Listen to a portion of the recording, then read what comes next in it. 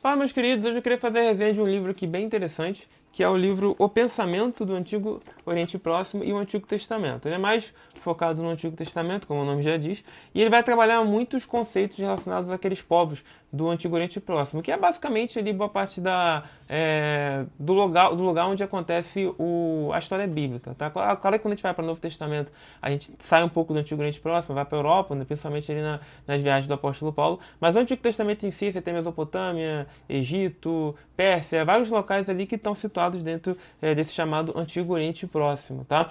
E é muito interessante como a gente tem uma distância muito grande cultural desses povos. Então a gente tem que entender que a forma como eles explicam a realidade é muito diferente da forma como a gente explica hoje. Então, às vezes a gente comete um erro quando vai ler a Bíblia, achando que, por mais que a Bíblia seja a palavra de Deus, isso é importante a gente sempre destacar, ela é a palavra de Deus, só que Deus ele escreve numa linguagem que se adeque àquela linguagem que aqueles povos estão recebendo. Então, de uma forma que eles consigam entender aquilo que Deus está falando. É aquele princípio que é muito comum na teologia calvinista, o próprio o próprio João Calvino fala, que é o princípio da acomodação, como se Deus ele acomodasse a linguagem dele à nossa linguagem, né? Deus ele é como se estivesse falando com uma criança. A gente está conversando com uma criança, a gente não vai falar as coisas muitas vezes como elas realmente são. A gente acomoda a linguagem para a criança conseguir entender o que a gente está querendo dizer. Então, muitas coisas Deus acomoda a linguagem àquela realidade. Então, às vezes, muita coisa a gente acha que é de um jeito, mas é de uma outra forma no Antigo Testamento, porque nós muitas vezes não temos esse conhecimento do Antigo Oriente Próximo.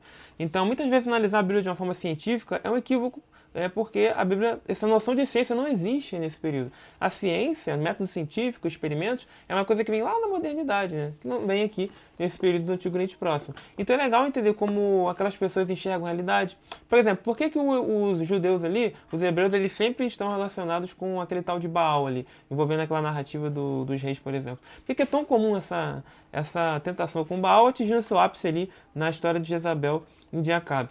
Porque o Baal é uma divindade associada à questão das chuvas, das tempestades. Então, muitas vezes, como naquela região você não tem muitos rios, é meio complicado para você plantar. Você vai ficar na dependência realmente ali das chuvas para você conseguir ter uma boa colheita. E como muitas vezes se enfrentam períodos de seca, existe uma tentação muito grande de eu recorrer a essa divindade Baal para que ela me ajude e que eu possa realmente ali conseguir ter uma boa colheita. É claro que hoje nós sabemos que Baal não existe e tudo mais, né? Mas naquele período as pessoas acreditavam nesse tipo de divindade. É claro que a Bíblia em si ela é monoteísta. Ela deixa bem claro que existe apenas um único Deus. Em Deuteronômio 6 deixa de forma bem clara, né? Yahvé, Jeová, sou o único Senhor, né? O único Senhor, apenas Ele. Né? Não existe outro além dele. Só que existe a expectativa e existe a realidade. Né? A expectativa é que os hebreus ouvissem aquilo ali e compreendessem e botassem aquilo na prática. Né? Mas a realidade é que vai demorando muito tempo até eles entenderem que existe apenas um único Deus. Que basicamente vai acontecer depois aqui do exílio. Embora a Bíblia como um todo deixe sempre claro que existe um único Deus, os hebreus eles demoram um pouquinho para entender isso. Por isso que eles acabam recorrendo a Baal e recorrendo também a outras divindades. E aí esse livro aqui, ele explora as divindades, ele explora a literatura da época, ele explora vários conceitos que estão relacionados com aquele período. A gente consegue entender melhor o Antigo Testamento. Então é uma ferramenta muito útil, é um livro denso, tá? Não é um livro que tu vai ler assim em uma tarde, tu vai ter que ler, vai ter que pegar um papel, tu vai ter que anotar, é muita coisa, é muito bom e é um livro mais para pesquisa. Ele dialoga, por exemplo, como tem alguns outros elementos ali na história de Jó, tem histórias parecidas no Antigo Oriente Próximo, não dizendo que Jó copiou delas, né, mas que existe uma relação parecida. Né? A gente sempre, quando a gente vai escrever alguma coisa, a gente usa elementos culturais que a gente está vivenciando. Né? Por exemplo, se hoje eu fosse escrever um livro, eu ia escrever de uma forma que a gente está acostumado a escrever. Eu não ia escrever de uma forma completamente diferente, assim, porque a gente sempre segue, basicamente, o ambiente cultural que a gente está vivendo. Então, sempre quando os autores bíblicos foram inspirados pelo Espírito Santo para escrever a Bíblia, eles escrevem em conformidade com o contexto da época. A gente precisa entender isso para que a gente consiga entender realmente de forma clara o Antigo Testamento. E é muito rico, assim, muita coisa legal. Por exemplo, a Torre de Babel, né? Por que a Torre de Babel é um zigurate? O zigurate basicamente é uma construção antiga, né? Que basicamente ela vai se levando ali até o topo, né? E quando chega no topo é basicamente um templo, né? Como se você estivesse fazendo uma construção para você chamar a divindade para ela se fazer presente. E baseado em alguns termos que são utilizados ali no texto da Torre de Babel, comparando com outros documentos antigos, né, do Antigo Oriente Próximo, você consegue observar ali que a Torre de Babel, na verdade, é uma dessas construções antigas, desses zigurates.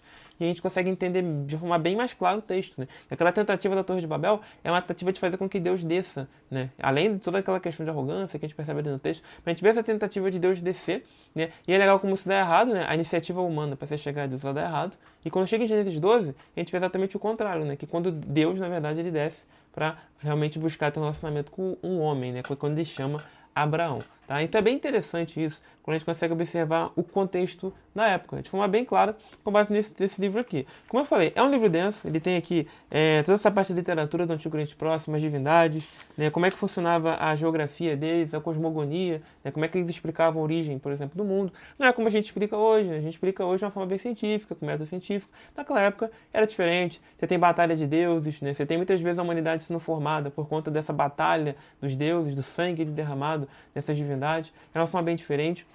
Por que Deus tem tantos nomes no Antigo Testamento? Porque dentro do contexto do Antigo Oriente Próximo, quanto mais nomes uma divindade tem, mais poderosa ela é. Então faz sentido, muitas vezes, você ter ali o Jeová Rafá, Jeová Jireh e vários outros nomes ali que vão associados ao nosso Deus, que são associados a ele. Então é interessante quando a gente entende o contexto, a gente fica com uma percepção bem mais clara do que realmente está acontecendo dentro do Antigo Testamento, tá? Então, basicamente, essa ideia, ele tem esses capítulos aqui, como eu falei para vocês, né, literatura, religião, né, o cosmo e tudo mais, e no final sobre as pessoas, né? Como é que realmente são essas pessoas no Antigo Oriente Próximo, como é que são seus passados, em vários aspectos aqui bem interessantes, que vale muito a pena vocês lerem, mas como eu falei, o livro ele é denso, tá? Ele é grandinho, tá? Ele é escrito pelo John Walton, uma baita referência aí na parte do Antigo Testamento. Ele escreveu outros livros também, como O Mundo Perdido de Adão e Eva, O Mundo Perdido de Gênesis 1.